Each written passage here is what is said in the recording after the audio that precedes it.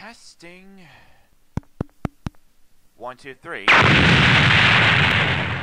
Whoa.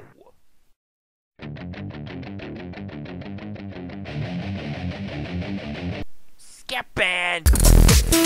Time to put on a pod and see what kind of power we don't get.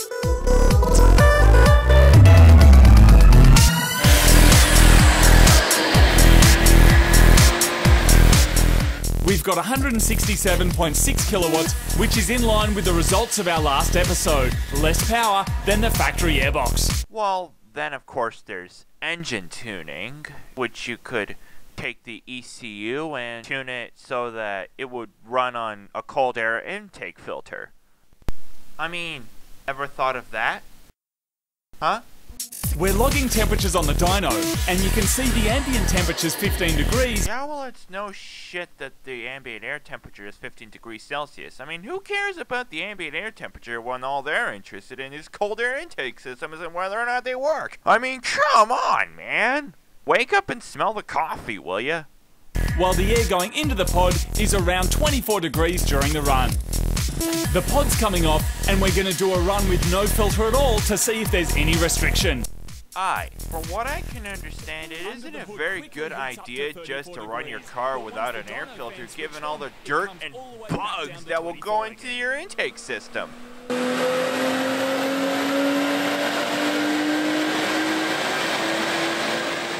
With no filter at all, we've got around the same figures as the factory system. Wait, what the fuck? Did I just miss something here? Whatever. Let's get on with a commentary. Proving that a clean filter is not a restriction on this setup. We're doing another run to confirm our results, and we've got 168.4, which is less than our factory airbox with the snorkel.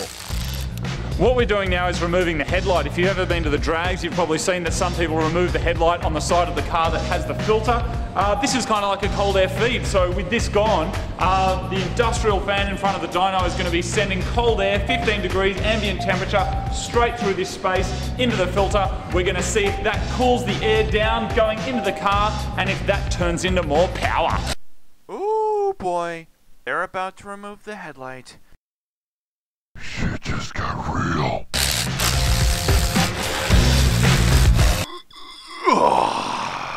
Skipping yet again. Obviously, this setup is not ideal for the street. Driving around without a light at night means you can't see the zombies, but it is going to give us an idea if a direct feed of cold air actually makes a difference to our power.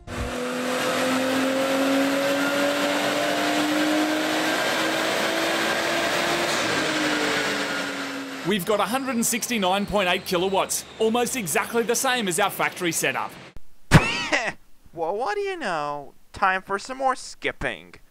So without the cold air feed, the air going into the pod is heating up over the rev range, whereas with the cold air feed, it's staying at a constant 25 degrees. But this hasn't translated into more power. Alright, so the ambient temperature out here is 15 degrees. The temperature where the filter sits is 25, but the temperature after the turbo and the intercooler is staying at around 42 no matter what's on the front of the car. Shit, man, you could have just taken the damn thing out on a track day. I mean, geez, it ain't that hard to do. The results of all the runs we've done so far, with the different filter setups, have been almost exactly the same, and only a couple of kilowatts different between each of them. So it's time to try something a bit more extreme. Don't tell me you're just gonna stick a corrugated pipe in between the filter and the cold air intake system itself. Oh boy, I can really see where this is going. We're making a custom front-mounted pod filter. So this really not only represents the ultimate in cold air intake, but it also is like an umbilical cord between car and owner. There they are, look at that. Mummy! What the? Holy crap. I mean, if that wasn't a bad joke, I don't know what is.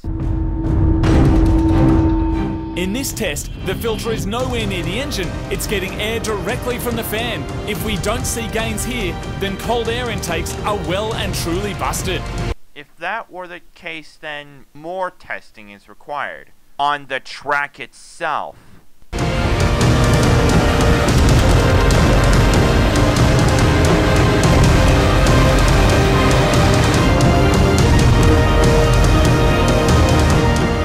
We've made an extra 3 kilowatts, but is it repeatable? Hooray! You've actually attained a result. Can you repeat this on a track day? Huh?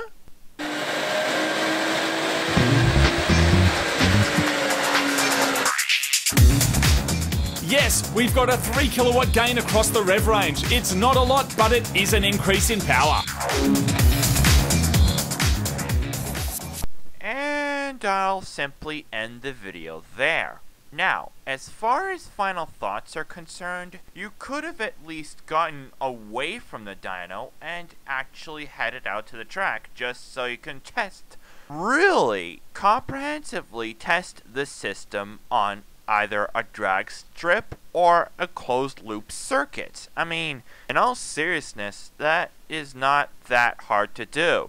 Now, as the description states, in cars, video games, and helicopter gunships, I am basically gonna commentate on Foamy the Squirrel video. Anyways, let's get started on that video.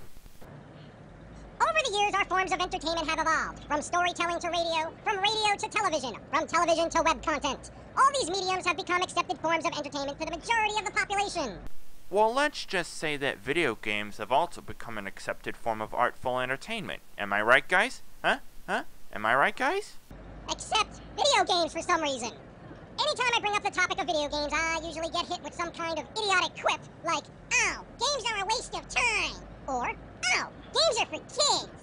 I could just as easily pin the blame on bastardized marketing for getting people to say, "Oh, don't go around playing video games, otherwise you'll end up like the faggots who shot up Columbine High School in 1999. And this is coming from a gamer himself, you know. I hate this.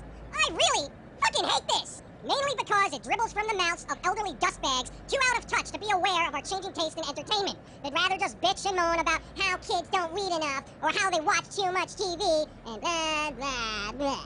You know something, Mr. Mathers? Take Sesame Street, for example.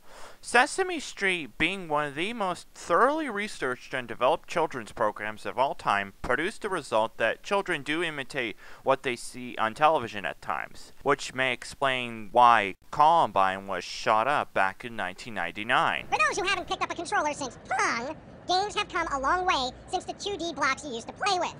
They've evolved into an art form of sorts, a medium for interactive storytelling which engrosses the participant as deeply as any film can. While I might agree with Foamy the Squirrel that video games can be just as entrancing as any film can be, potentially, some first-person shooters do tend to come with online multiplayer, which can become even more entrancing than the storyline itself.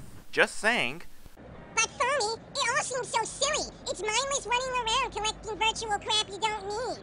Yes, some games are structured that way, but not all of them are. That's like saying every black person is a criminal because one portrayed one on TV. And that makes you a video game racist. Don't be racist!